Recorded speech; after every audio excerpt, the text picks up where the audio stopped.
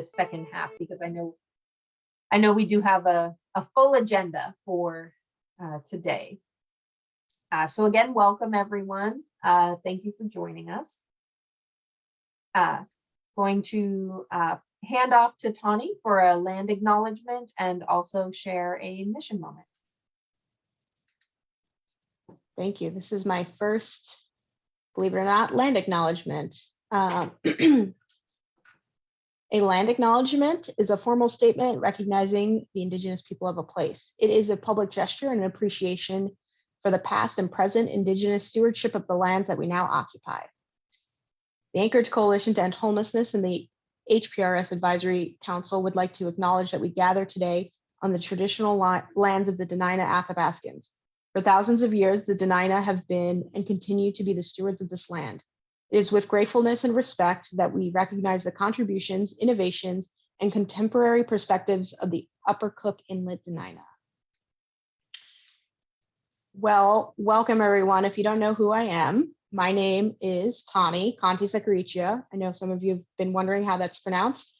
I'm the Director of Finance and Administration here at the Anchorage Coalition to End Homelessness, and I am here to do the mission moment because some of my coworkers are out in the cold this week and were not able to join. So the mission moment is about the pit count. So as I said, coworkers and dedicated outreach volunteers are out in the field right now. They have been since Monday or Tuesday, all day, and working on the 2022 pit count, or the point in time count, for those of you who don't know. And it's the day that everywhere, or the week now because of COVID, where we go out and interact and count all the different folks experiencing homelessness who are unsheltered. So it's a little tricky in Alaska because it is cold and we have a lot of cold weather shelters, and it makes it definitely a more difficult and interesting process. So we're very grateful for the volunteers that we have. But one thing I wanted to highlight as well is the donations that we received for this year's pit count. It's been absolutely amazing. And I have some pictures on the screen. We had a number of donations from members across the community and partner organizations. In particular, one individual, Barbara Brenna, donated an enormous quantity of items. It was really amazing to see everything from gloves and hats, toothpaste, toothbrushes, ramen, soup, just a really fantastic partner. You can see we were short on some soup, and she asked if we needed anything. And we said, yeah, we need some soup with a pop open lid and ramen.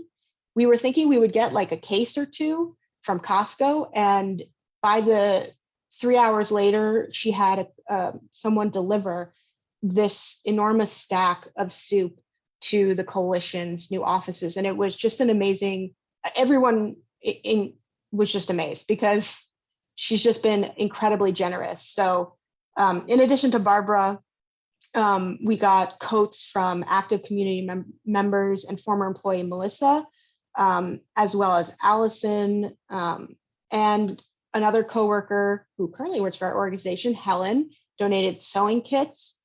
Safe Alaskans and Love Alaska stepped up to donate over 100 pairs of socks and reflective hats and gloves. And all of these items were put together into these wonderful bags and backpacks that our own volunteers helped with, our staff members helped put together. And so special to shout out to them. And as you can see, the folks in the top right corner, that's our outreach staff who have been out meeting every morning at between 9 and 10 a.m. And we just want to say it's just a huge thank you. We wouldn't be able to do this without them. So this is just some pictures from the field. You can see it's been a snowy week. So a lot of boots are being worn out there. So that is my mission moment. And it's just wonderful to be a part of this organization and to be a part of this, just be involved with so many wonderful partners and volunteers and staff members. It's a highlight of my career. So thank you. I'll hand it back to you, Jessica. Oh, thank you, Tahnee. That's hard to follow. That is so amazing. That's so wonderful to see the community coming out and supporting the point in time count, because that is such an important part of the work that we do, and being able to understand the need that exists, and then be able to share that information with the partners and stakeholders that can help inform those policy decisions. Moving to the Advisory Council Chair Report. Because of the holidays last month, we don't have any committee information to report. So just as a general update, the council members and committees will resume their regularly scheduled meetings, and continue working on the projects that they had been working on around the updated anchor home plan and the compliance work around the charter. I would want to share, and I will probably do this again when we have more people join us, maybe later in the meeting, but I did just want to share out a invitation and request. If anyone of our partners or community members have any presentation requests that they would like to see at this meeting, please feel free to share that with the share that with the advisory council here. On the screen, you can see an email address for Molly, who is Emily. Sorry, thank you. Who is coordinating the member and public comment requests, and presentation requests can come through there or to myself, and we can see what we can do to help customize some of this information being shared out with the group. I'm going to turn it over to Meg for the coalition report. Thanks, Jessica. So we'll just run through the bullets here, and after I finish, welcome any questions. Advocacy updates. At the federal level, it looks like Build Back Better at best is stalled right now, but looking at how we can make a request through our delegation here in Alaska to support some of those key features, especially those that would have expanded access to housing. So that's in the works, and we'll provide an update if we gain some really good traction on that. I will say that the legislative advocacy right now, both through the federal, state, and local levels, is really ramped up. Because there's some exciting things to talk about. So at the state of Alaska level, good news is that SNUG funding is safe for this year, it appears, and working on some advocacy to see about the possibility of putting the SNUG funding into the Mental Health Trust Authority budget. There's a dedicated group of folks working to with the trust to see about getting that in front of the Board of Trustees. I believe it's in March. So more as that develops. Also on the state level, you'll start to hear hopefully a lot of talk about a request coming from both coalitions, so Balance of State and ourselves, with a lot of partnership, we hope, to start an Alaska Affordable Housing Trust. This would be an opportunity to leverage some of the state's ARPA funding that is coming in to do an investment to set up an income generating trust that can spin off money both for capital and operating dollars for housing projects. We all know that housing continues to be a major issue throughout the state and the city. Right now in Anchorage, if you add up all of the pots of rental assistance and housing stability funds and landlord incentives, and then add on the vouchers, there are millions of dollars that we just can't spend because there aren't enough available units. So an Alaska Affordable Housing Trust not only can help us expand the system, but then can be a source of operating dollars for an expanded system. We need to be very real about moving, to expand a system, you need the operating dollars. The MOA updates are that the facilitation process continues. The coalition is implementing the facilitated mass care exit strategy. Of primary note, the sockeye in for a complex care shelter is moving along very quickly through the coalition's healthcare and homelessness project in partnership with Catholic Social Services, AgNewBek, Rasmussen Foundation, Mental Health Trust Authority, really getting to the point where there could be an opportunity to transition that facility, which is partially mass care, partially private pay right now, into this complex care emergency shelter in the spring. Similarly, another project that we are heavily involved in with much partnership is the Barrett Inn, looking at whether or not that is a suitable workforce permanent supportive housing project for about 93 units, partnering to determine what it takes to make it pencil and what funding sources and what that operation would look like. So as we work through the transition for mass care, it's really about trying to bring these projects online. But we need to acknowledge we're trying to bring on projects that would take a year plus in development in, normal times, whatever those are anymore. But we're really truncating that into, a 3 and 4 month process. And it's only possible with significant partnership and a lot of effort being put into that. I'm still looking to see if we can identify another location for another PSH workforce project. If you hear of a good opportunity, send it my way and I'll get it back to the facilitation team. Similarly, special population shelter or housing, looking to try to bring on between 150 and 200 units or beds. At least that's the mass care exit strategy plank, but no location has been identified. And then finally, the navigation center that's been proposed, still waiting for the RFP on the design build to be issued by the municipality. Once we've got that, we can really get a good sense of what's contemplated and move into supporting the development of pro forma operating budgets. In support of the mass care transition, part of the mayor's legislative program is for a $15 million request, $5 million toward the special populations plank, $5 million toward the workforce permanent supportive housing plank, and $5 million toward the navigation center plank. And so that will go forward to the governor's office, could be funded with ARPA funds or operating dollars in FY23. So they wouldn't be available until July.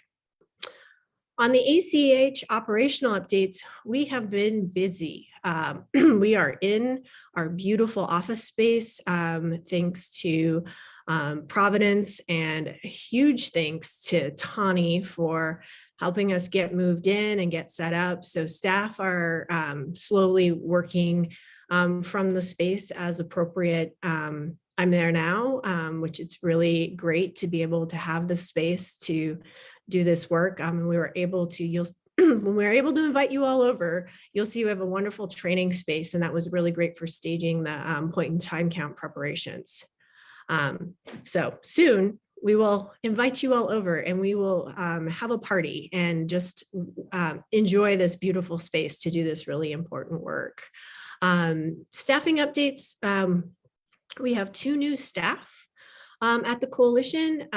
One is Celia. She is online with us here now. Celia comes to us by way of the health department. She's our director of programs and programs and services. So she has been on the job about 24 hours now. So we're happy to have her on board, and she'll be braiding into the work. Similarly, we are fully staffed at our transition coordinator level. We're really excited about that with the addition of Ryan Ryan comes to us with really great experience and isn't with us right now because he's out at the point in time count, but very excited to be fully staffed up and embracing the work that is before us. It's really an intense time, but an exciting time. And then on Projects Homeless Connect, really the only update is there's nothing scheduled right now. So that's kind of where it stands, but there's been some questions about whether or not there's any plans for the event. As of right now, the answer is no, and we will let you know as soon as we know. I'd be happy to answer any questions.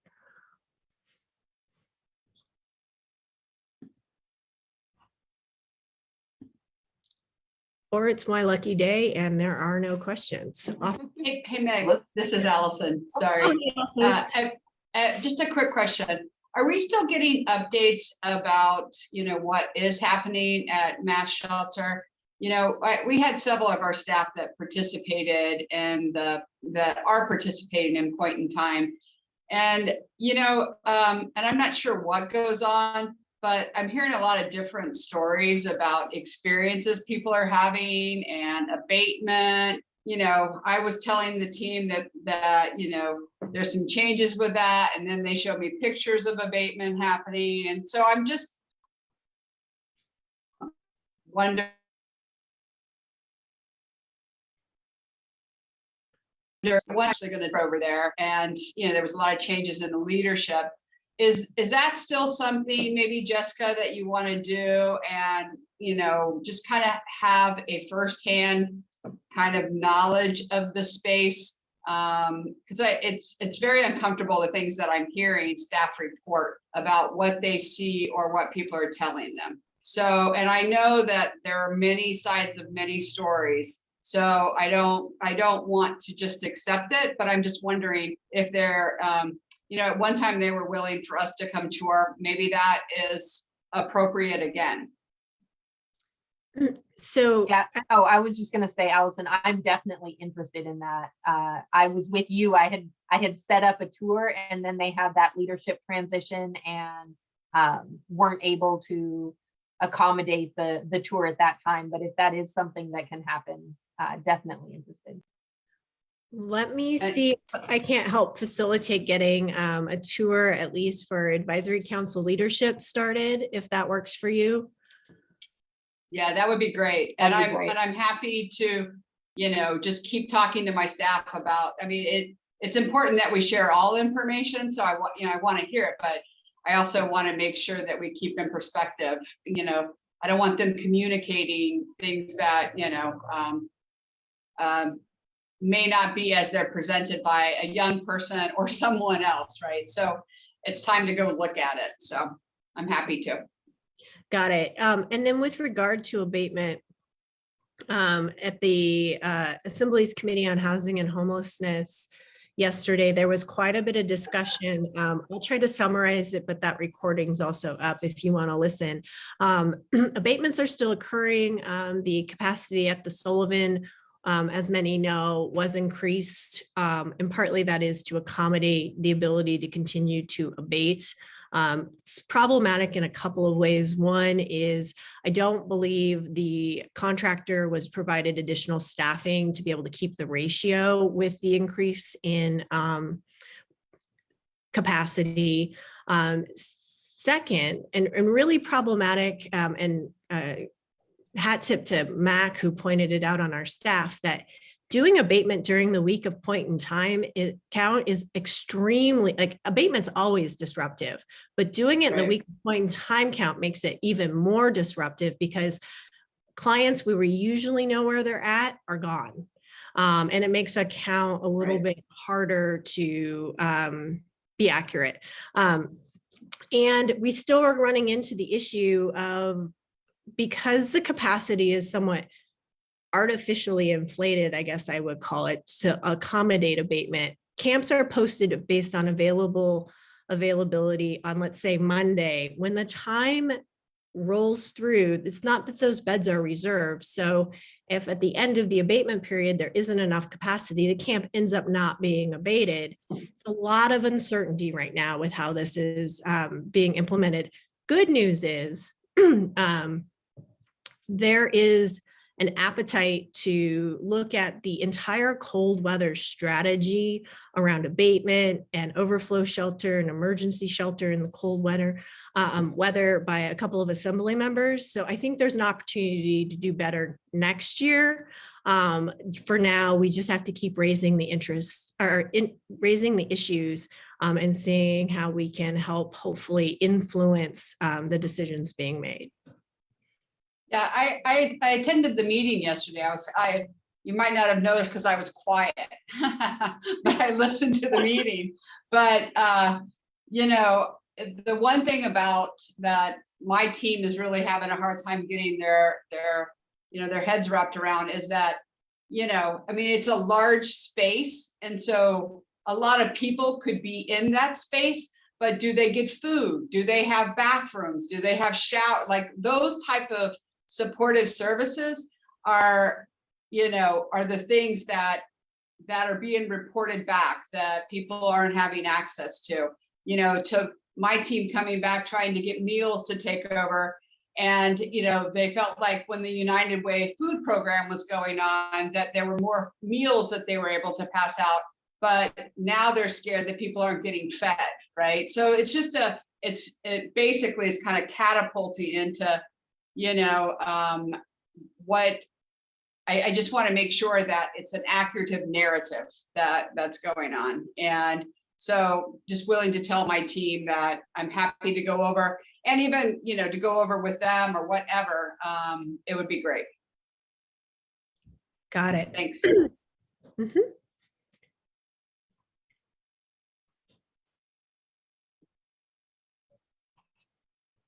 Jessica, I saw Roger's hand. I'm not sure okay. if you did. I did not. Roger. Yeah, thank you. I just like a brief update with what I do know about the shelter, and I want to be very careful with how I say it, but my understanding is that there haven't been any tours since just after Christmas, and I don't think that's at the direction of the current contractor, and I'll just leave that there. There are still no bathrooms. The bathrooms have been going on 2 months now since they were available to be reopened. There was discussion about re-upping the contract for the contractor to include the additional staffing for those, and that hasn't gone anywhere yet. So they're still used in the outhouses. It's still very challenging for the people living there,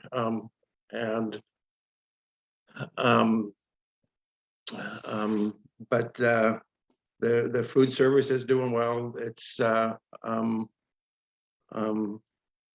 you know, it's not filet mignons every night, but they are getting food, and they are reporting satisfied with that. There is additional meals being come to accommodate meals around other than during the regular schedule. However, as of about a week ago, I, by my own personal choice, have pulled back from being down there on a day-to-day basis. And I was able to share with the management that I was very happy with them, especially happy with the data that's coming in, and I'm anxious to see it propagate. So that would be my update there. Thank you. Thanks, Roger. And Meg, I'm not sure if you saw it in the chat, but Dave Mayo-Keeley had a question about asking if all of the people in the non-congregate sites were being counted in the point in time count. Yeah, so that's a great question. And the way that will work is whoever was entered into HMIS for, I believe it was Tuesday night, will be how the count is going to work according to how ICA intends to pull the data. So hopefully the data was accurate on 125. Thanks. Thanks for the time, Jessica. Yes, absolutely. All right. I will hand it over to Tahnee now, who will kick off our homeless prevention and response system orientation. Thanks, Jessica. So I just want to acknowledge we have about 40 minutes left scheduled for orientation, and there is a lot of information to cover in 40 minutes. So in case we need to, I'm happy to do a part 2 at next month's advisory council meeting, if that's something that folks want. I will do my best to cover everything. I will acknowledge that orientation in the past, I had Jasmine and Taylor both help me with it. So with staffing changes, it's sort of a little bit scaled back, and I will do my best to cover all the topics in a way that I think is easy for folks to understand. We will, the point of orientation is really to allow both the new advisory council, current advisory council members, as well as members of the public and our membership to sort of orientate themselves around our work in the homeless prevention and response system. So we're going to start with a little overview of ACH, and I'm going to do my best to look at the chat box, but if folks have questions, you know, there'll be a point at the end we can cover that, or you're welcome to raise your hand. I'll try and keep an eye on the videos to see if somebody's got their hand raised. So the Anchorage Coalition to End Homelessness, we started in 2004. That's when ACH was formed. It was a coalition formation, hence the name. And there are, I think, some advisory council members who were actually around when the coalition was originally formed, including, I think maybe Dave Mayo Kiley might have been around. It was and in 2012, we became a nonprofit, and it was really just run through the advisory council. It was the advisory council / the board. And in 2016, it hired its first staff person. It was just an executive director. And what you'll notice in this timeline is that we have expanded rapidly, and we've been taking on more and more every year. So in 2016, we hired our first staff person. And in 2021/22, it was really December 2021, we hired our 11th staff person. So the expansion has happened rapidly, in part I would say, in response to budget cuts, as well as in 2020, really helping with COVID and seeing our role grow in response to everything that was happening. So there's a lot of change that's been taking place. You know, we help with a number of different things, but the key is that we are sort of the coordinator of the network of government partners, businesses, nonprofits, as well as private partners and community members who are all focused or have a desire to prevent and eliminate homelessness in Anchorage.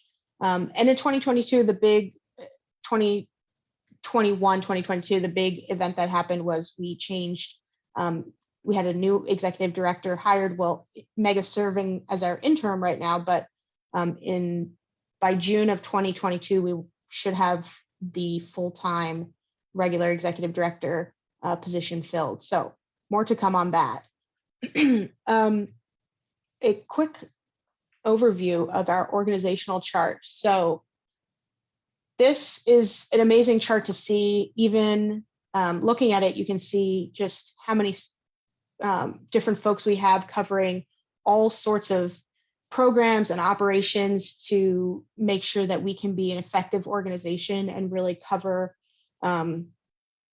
the spectrum of tasks assigned to us. And I'm not going to go over each person, but you hopefully have had a chance to interact with them at some point. And if you haven't, you know, feel free to reach out to us. You can use our general inbox email, which is secretary@ach.org. And if you want to meet with someone and learn a little bit more about what they do, we always are looking forward to communicating and collaborating with folks and key stakeholders in ending homelessness in Anchorage. So that's the organizational chart. And again, just in the last 3 years, this is the amount of staff we've taken on is just amazing. And really, it's an incredible journey to be a part of. So how the ACH governance structure sort of, or I should say the homeless prevention response structure is we have, so we have the ACH board, and they are the governance board for the coalition, for the organization, and they do regular board work around financial planning and managing our organization. They're also, they also work with advocacy and funding advocacy for the homeless prevention and response system. And they meet quarterly, and they have committee meetings every month for the different committees that they have.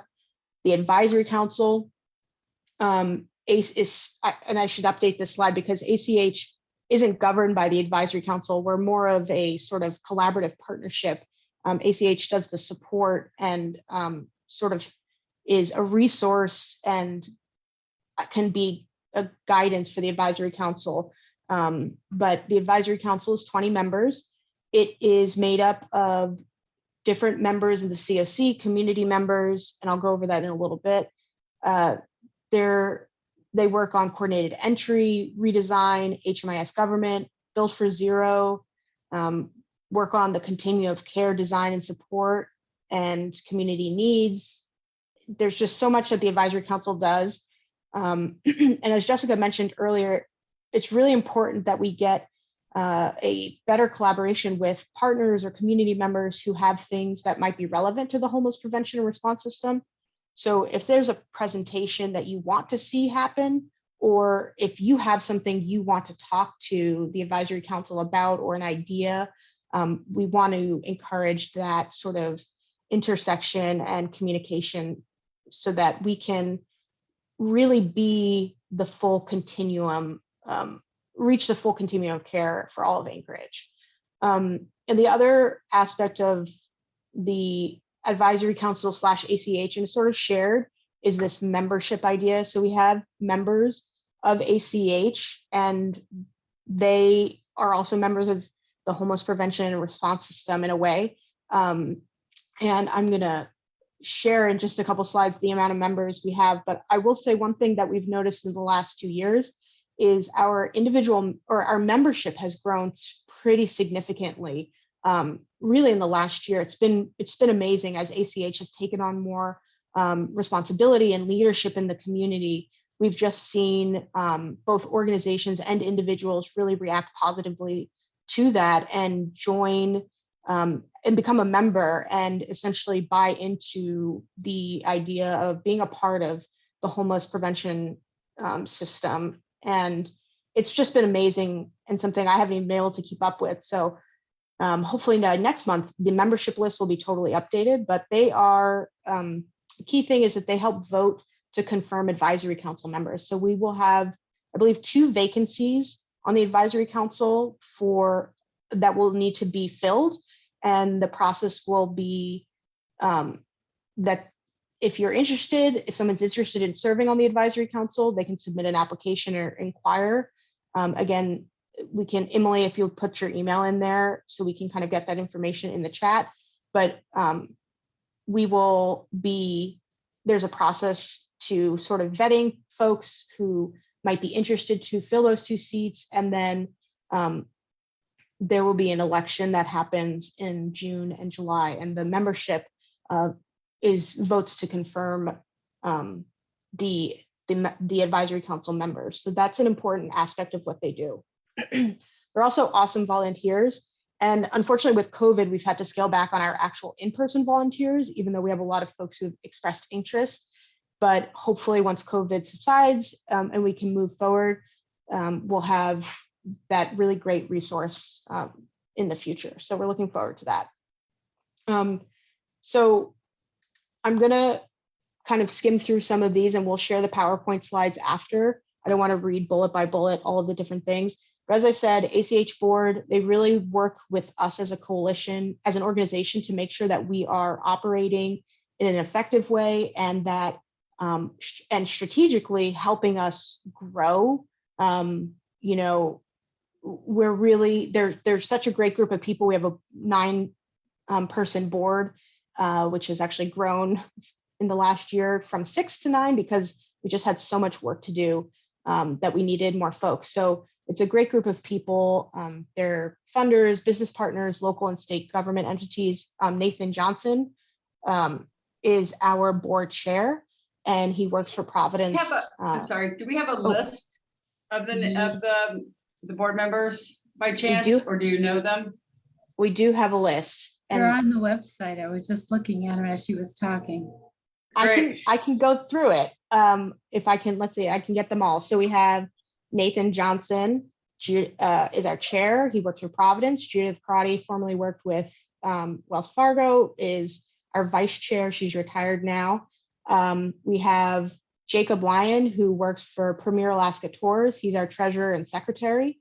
And we have Chris Kolarak, who is also here today and works for Cook Inlet Housing Center, Cook Inlet Housing Authority, I believe. And Russ Slayton, who works for, oh man, this is all from memory. Lista Corporation. Thank you, Chalista Corporation.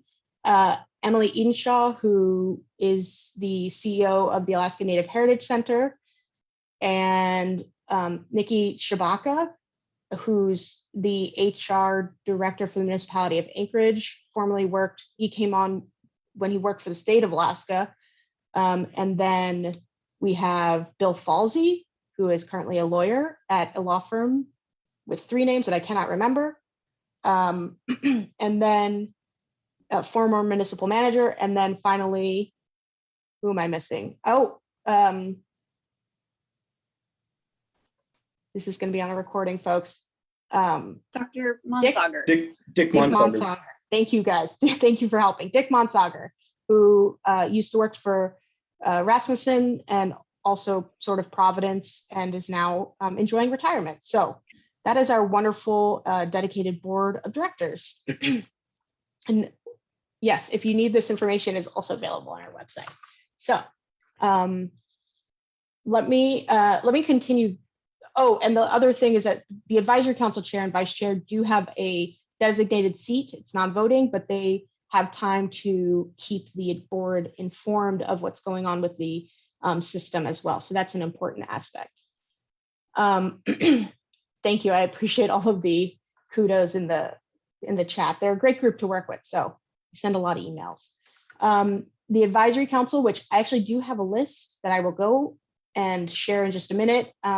The key to this is they're governed by a different document. So while the board is governed by the bylaws, ACH bylaws, which I believe are available on our website, the advisory council is governed by the governing charter, and it was recently updated in 2021. And Emily is going to drop it in the chat so that folks have an opportunity to look at it.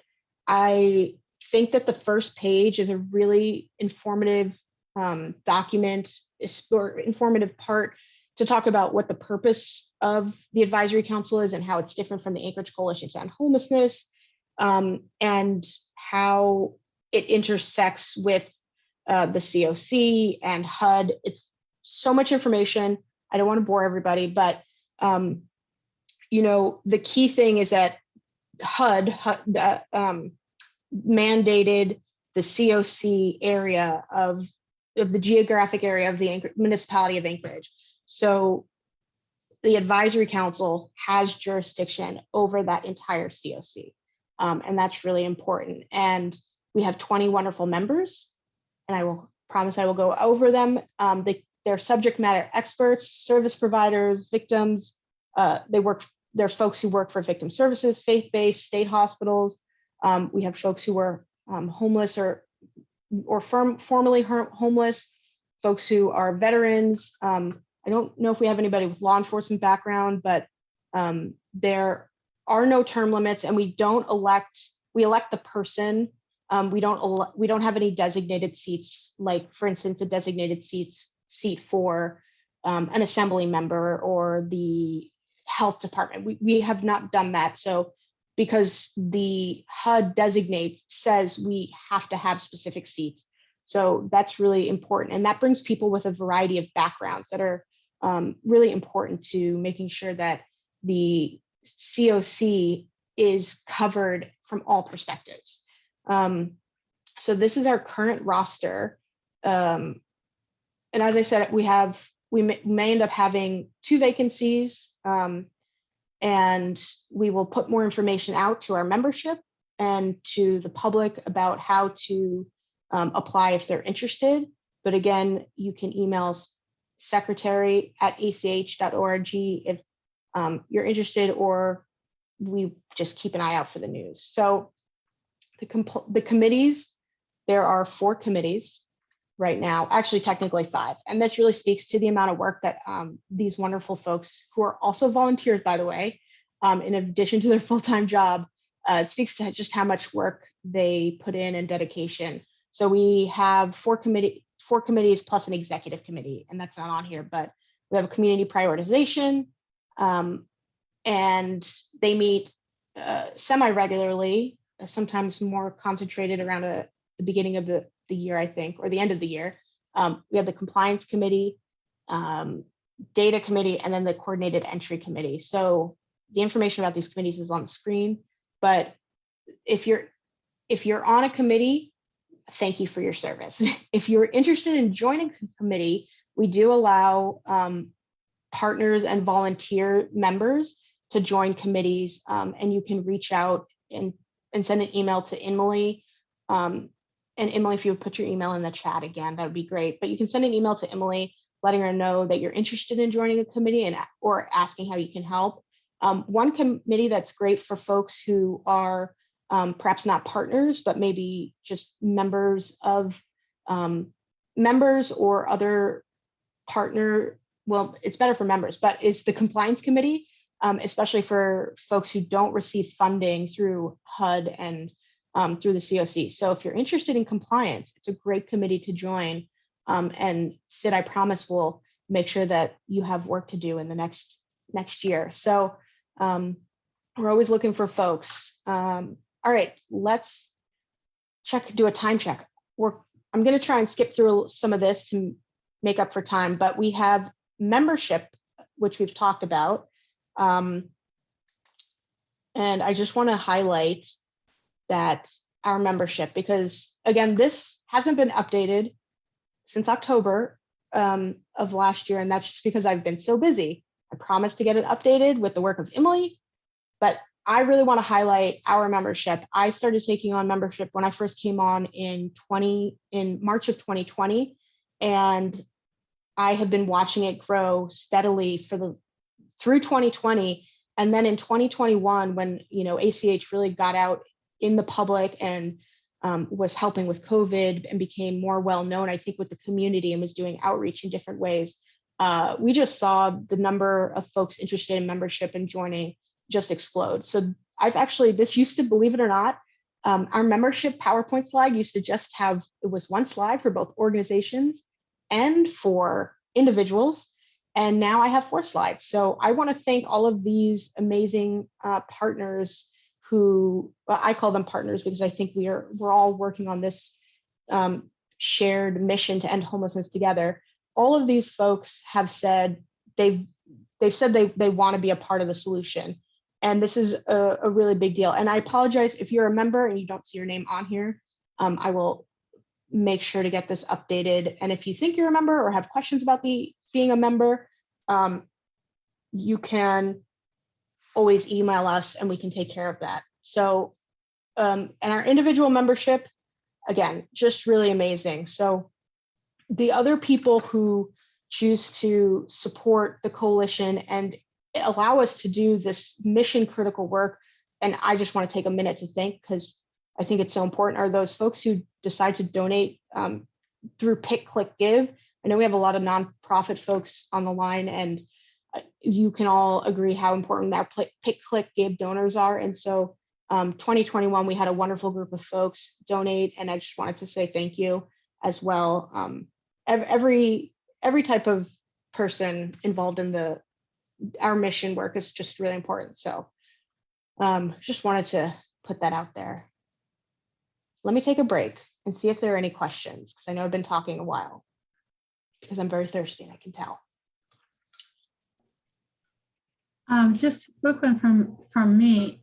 I'm wondering if the detail that you've been speaking is in notes somewhere.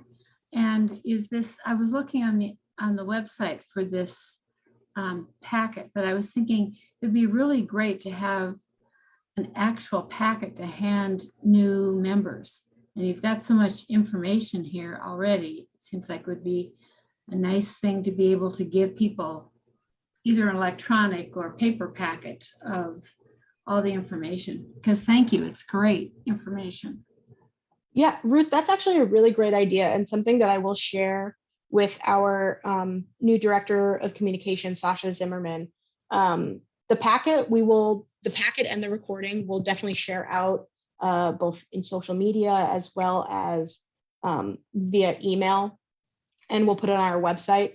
But I think having an actual like formal informational packet just for members is a great idea, and something I'll pass along, which would lead me to another idea, which you've just given me, which is if folks have resources or ideas for type of material that they think would be great for social media to get out on the continuum of care or on the homeless prevention and response system, or what they want to learn about or see, you should definitely let us know. And because our Sasha is awesome, she's been putting together some fantastic videos. And if you haven't had a chance to see them, I highly recommend you visit our Facebook page, Anchorage Coalition to End Homelessness, and look at the videos. There are, I believe, like 60-second clips on homelessness and the homeless prevention response system, and they're just fantastic. And they're different folks who are on our board and staff and on the advisory council talk about different topics. And so that's one thing we've had where there's sort of like these brief clips into what we do. And I'll try to share them more widely. In a link in the follow-up email, we'll share a link to the YouTube channel where the videos are all aggregated. So I think we're going to continue working on how we get our comms. I know that's a big goal for 2021, or I'm sorry, new year 2022 is really working on expanding our communication and outreach, not just to partners, but also to members of the public, the business community. We just had our first foray into our business partnerships through the Chamber of Commerce. We did a 5-minute member presentation at the Make It Monday forum presentation. It was fantastic. We're looking for other ways to reach out to young professionals and other chamber members and really grow that partnership. We're looking at ways to educate and expand our connections with community councils and community members that way. So there are a lot of different ways, and ways that we're trying to get this information out there. So I appreciate that feedback, Ruth, and we'll continue to work to make that happen in a better way as well. Well, I also noticed that when you click on the member organizations, they go to the links. And I was going to suggest that it's so great to see it's already there. Our partners, people can, if they come to ACEH website, they can get the partner information they need right there. It's great. Yes, that, and if anybody needs our website, it's ach.org. And there's a lot of information on there. And we're going to be expanding the resources and information in the next year as well. So keep an eye out. Let's move on to the continuum of care. And I think I may have to split this into, may have to come back to next month for a follow-up on a couple other things, but we'll try and get through this a little bit. So we've been talking about the continuum of care, the HUD continuum of care, and it really covers the prevention and response system for all things related to homelessness. So this is a little graphic that is hopefully not outdated, but really talks about, so the continuum starts with prevention, ideally, and there are different aspects to prevention. Then it moves into outreach and intake, which we call coordinated entry, essentially, and then the different places where there may be care given. So emergency shelters or transitional housing, permanent supported housing. So those are supportive services. And so Meg, our interim ED, has talked at length about sort of some of the different projects that have been happening in our community around housing and permanent supportive housing. And then, of course, the solution to ending homelessness is housing. And that's something that we have a staff member, Taria Ware, who is working on the housing aspect of the solution. So who makes up the CFC is our next slide. We've already sort of talked about this, but the COC, there's a long list that HUD says we need to have involved in our continuum of care and involved in sort of the system work. And so this is just a small list, and we can provide a longer list if folks want as a resource. And it covers the entire, and this is something that's important to note, the COC is representative of the entire homeless prevention and response system, not just HUD funded agencies. So if there's a nonprofit that might do shelter work that isn't a member of the Anchorage Coalition to End Homelessness or doesn't receive HUD funding, maybe they are a privately funded organization or they receive funds elsewhere, that they, even if they're not HUD funded, they're part of the COC, and that's really important. And it's something we're really working on taking to the next level, is that collaborative partnership across the board, because we want to make sure that we cover, there are no gaps in our response system. And sometimes we recognize, especially with nonprofits, there can be so many different nonprofits doing all this different work, and they don't necessarily always communicate well to each other and talk about that shared sort of overlapping services or support services that they provide to people.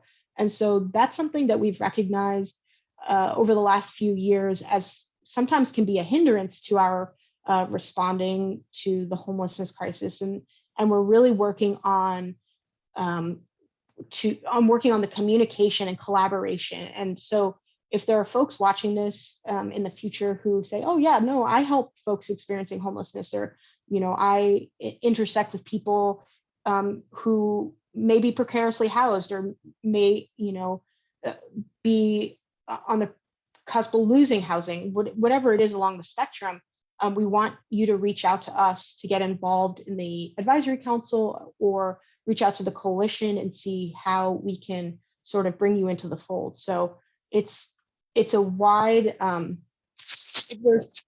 there's a lot of folks involved in the COC work.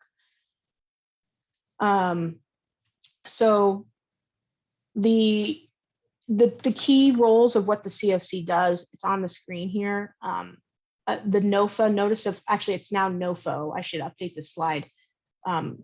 It's the notice of funding opportunities. That's the HUD notice that goes out every year. And that's the big bucket of money that is available for the state of Alaska, and it's the city and the COC for Anchorage. So we have two COCs in Alaska. One is the state of Alaska and the areas around it. And then there's the Anchorage COC.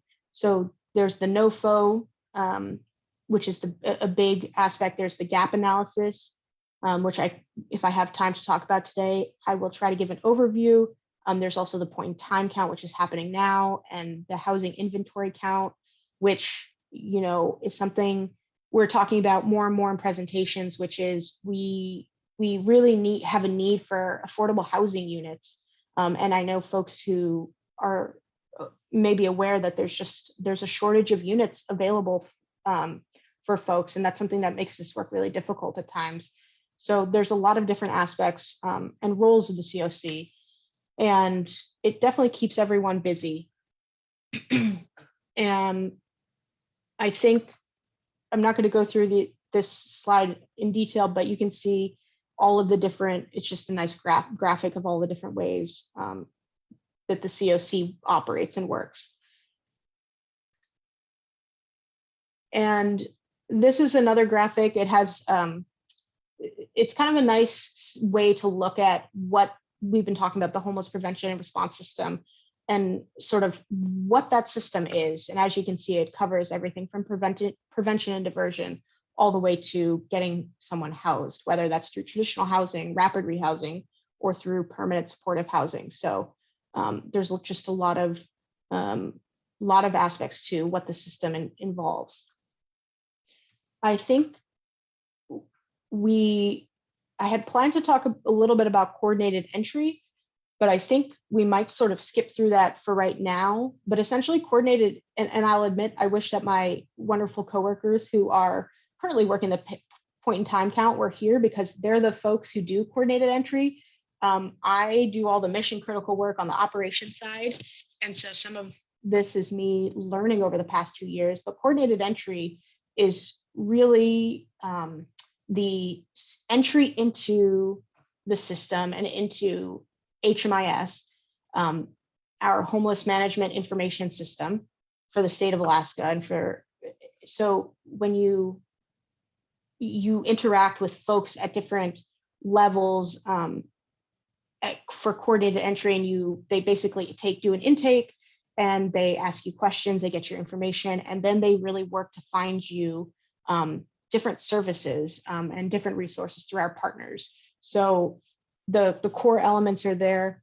Coordinate entry is so important, and I'm amazed at the work that my coworkers do, and the work of our community partners who also help with coordinated entry. It's really important, and there is currently a process being revamped, but the key is to quickly match homeless individuals with housing and supports that best fit their needs, which every person is different, and there might be a different level of vulnerability as well for folks. So if there's anybody who's interested in learning more about coordinated entry, I think the best way is for you to perhaps reach out to our transition coordinator manager, who's our manager of the transition team and coordinated entry, Mac Lyons. So if you have questions, you can reach out to him, MLYONS Lyons at ACH.org. You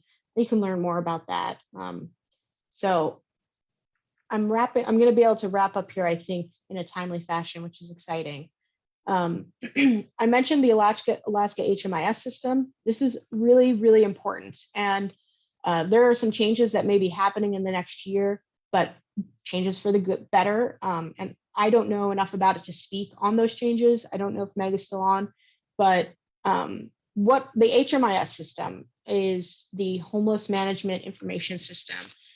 Currently, it's run in part by ICA, who does the data and the technical side of our and manages our sort of system.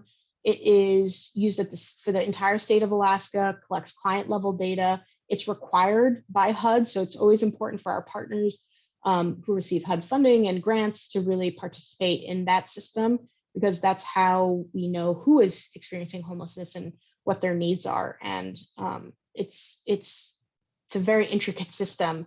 There's a lot of information that is gathered there.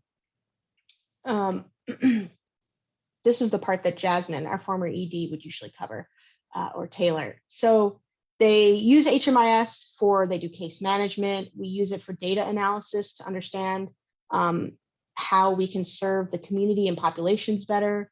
It helps us connect clients with housing partners, shelter services. Having great, accurate data also helps us with funding. So it's, our funding is based on the number of folks experiencing homelessness and how many people have entered our system, and so a lot of other key data points, which is all gathered in this database. And so that's an important aspect of how Alaska receives HUD funding as well. But ultimately, it's just so important at helping us implement change and informing policy and advocacy change at local, state, and federal levels. So I've heard that there are some things that should be improved with HMIS, but I will say it is very important to what our work to what we do in the homeless prevention and response system.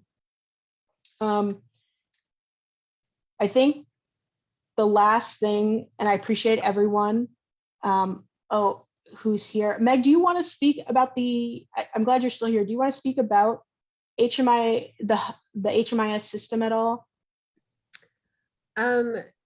Just, to kind of bring it to current, a lot of there's currently a software review committee looking at whether or not a different software could be part of the solution to some of the HMIS woes. And then we recently did get that announcement from the governor about looking at a statewide investment on a system, but that work has to be done in coordination with the COCs. And I think that's really important to remember, is that the COCs are responsible for the design and operation of HMIS. So we'll continue to provide you updates as those come, but that's kind of like the next, I don't know, maybe that's the way we're going to address the implementing the challenges of where HMIS meets a lot of our providers' needs. So more soon. Otherwise, Tahnee, you covered it really well in breaking it down. Thanks.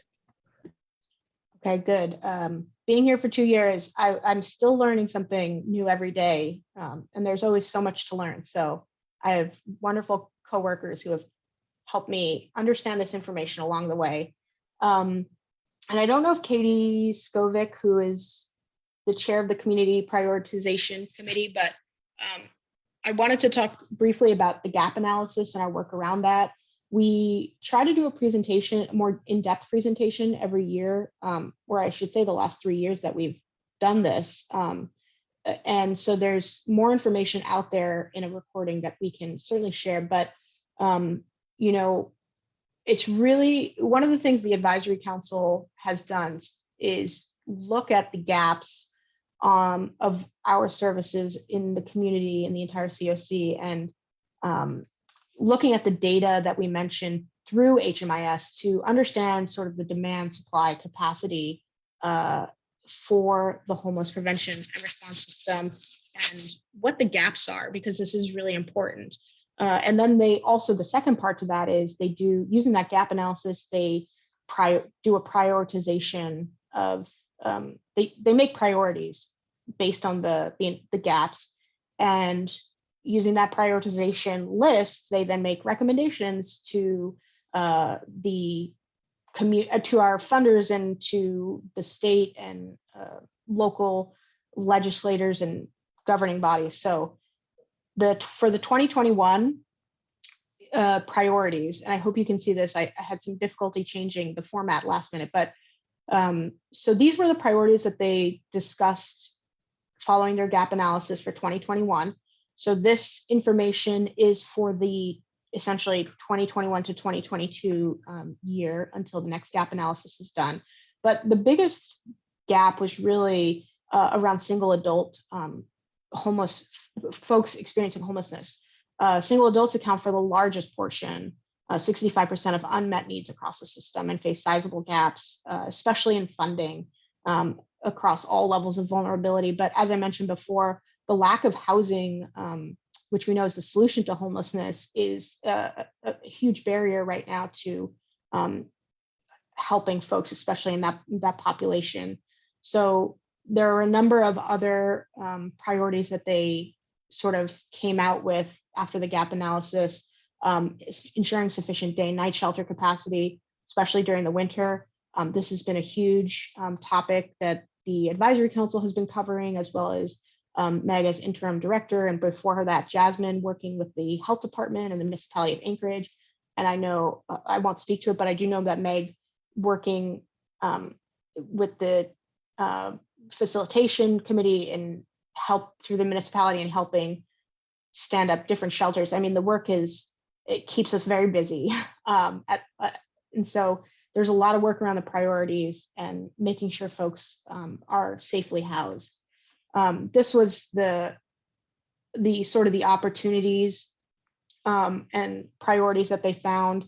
But again, it's really expanding ways to divert folks from entering homelessness, so essentially the prevention side of things, as well as how can we end homelessness from a community standpoint by dealing with the deficiencies in our systems that are sort of on a bigger level. And the takeaways, this is what I wanted to end the presentation with. I appreciate everyone sticking through with me on this. There's so much information, but there is a gap for every population of folks, and that's from single, and I'll see if I can remember all the different areas, but single adults to veterans to those who experience chronic homelessness, youth and family. And I don't know if I've missed anybody, but my partners might know it, but there's a gap and there's a need for improvement in our prevention and response system for every one of those populations. And we know that these gaps will continue to grow if our capacity is not increased, and that's shelter capacity, rapid rehousing, permanent supportive housing, and just general housing stock, apartment, affordable housing. We know that there's just a lot of need and a lot of issues, and we want our partners, but as well as the larger community, all the folks who are a stakeholder in this, from homeowners to businesses, community members, our legislators, our folks in government. We want everyone to come together and understand it's a community problem and we can fix this, that there is a cost to doing nothing, and it's often there can be a human life cost, but it's not expensive. It's not as expensive to help people get housed, and that's really important. And if you want more information on how much it costs to house somebody versus the other pathways that sometimes happen, you should reach out to us because the numbers are there. I just don't have them with me. But it's just the amount of, through COVID, we learned that everyone's just a paycheck away at times from essentially being houseless. And so it's just so important to continue increasing our infrastructure, our resources, working on community building and system building. So if you know a partner who's helping in this system, who's helping folks experiencing homelessness, who's helping with prevention, and they're not involved in the advisory council, they're not involved in our committees or as a member of the coalition, we encourage you to have them reach out to us or set up the connection. We really want to make sure we're bringing everyone into the fold. And we're doing amazing things. And I'm just here representing the coalition, but everyone who is doing this work and has been working tirelessly for the last 2 years, I know we're all tired. It's exhausting, and we're doing it because we believe in it, because our hearts are in this, and it's such important work. And I'm grateful. I'm grateful for joining this organization and the work that we do, all of the partners.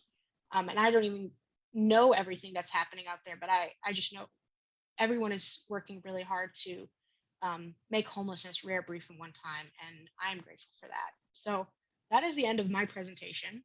And I'll stop here and see if anybody has any questions or comments. If I missed anything, thank you. Appreciate making sure that I got everything. But you're welcome to share in the conversation. So I would say you did a great job, and Dave isn't the only one that was here in 2004 when the coalition came into effect. So I have watched it go through the calendar that you reported, to the times in which it was basically held together by providers, and then how we've been able to switch and support an amazing coalition. So great job, and thanks for the walk down memory lane. Yeah, thank you. I was not here in 2004. I didn't get on until 2009. Oh, okay. I think Oh Susie no, might have been that ago. means I'm that old. I was okay.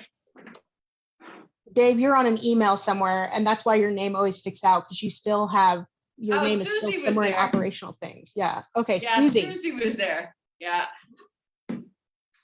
Wonderful. I Yeah. bet Ruth was there. We'll have to I'll have to see if I can find a list of the founding partner and members. I think I'll make a note of that and see if we can't add that to our communication and also our website, because I do think that's an important aspect, is where we came from. And the folks who have helped us, who have helped lift us up to where we are now is just fantastic. Yes, Trevor Stores, Nancy Burke were the first co-chairs. Oh, Nancy, hi, welcome. Yes, I love this. This is like, it is a walk down memory lane. And I'll admit, far before my time, I had no idea the coalition existed before I was on a different side of the town. So let me hand it back to Jessica and see if she wants to continue forward. All right. Thank you, Tahnee. That was amazing. And I definitely look forward to having the slides and video to be able to share with anyone who couldn't join us now, or if we have any new members coming on board, to be able to go back and reference that and look at it. We are at the point in the meeting where we would open it up to questions or comments from the chat box and the audience. I'm not seeing anything in the chat, but if anyone would like to make any comments or ask any questions, you can feel free to unmute yourself and go ahead and ask.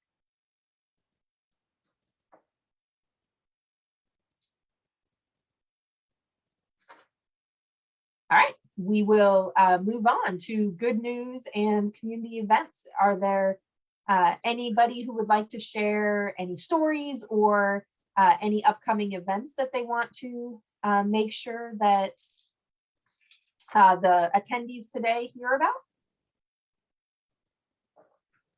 Yeah, Jessica, do you mind if I share quick? No, absolutely. Great. You may have seen it in our weekly digest, but we'll do it here too. Shout out to Allison for 25 years of really awesome leadership. You know, she was honored at the recent Covenant House fundraiser, but you know, she has been an innovative leader in the homeless prevention response system for a little while, and has really given us all a great example to follow. So just wanted to give her those kudos on that milestone. Thanks. Oh, thank you.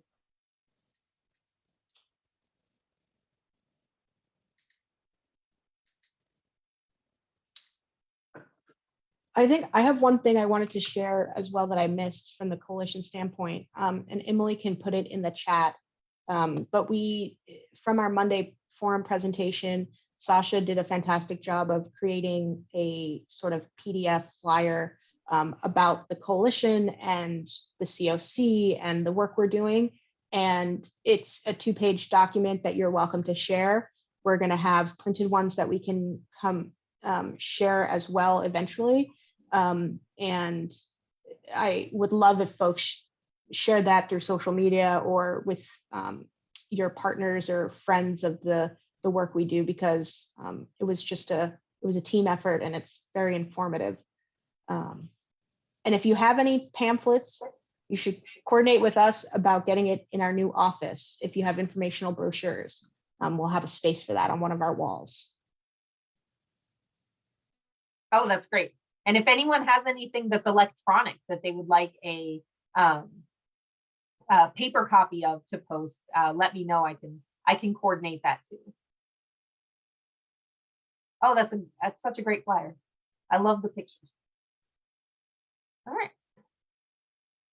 All right, let me get back to my agenda then. All right, well, we are at the end of the agenda then. If nobody had anything else that they wanted to share, I would just thank everyone for attending today.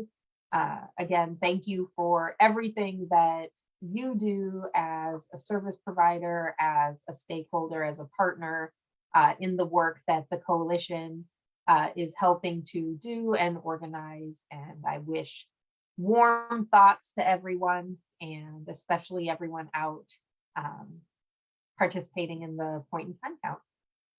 On the slide here, there's a link to BeTheChange907.org if you are looking for any volunteer opportunities, or if you have any volunteer opportunities that you want to publicize, you can go there and get those put out there for people as well.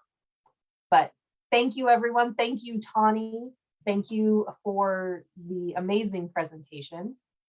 Thank you for everyone's time, and have a great evening. Thanks, everyone. We'll send out a copy of the PowerPoint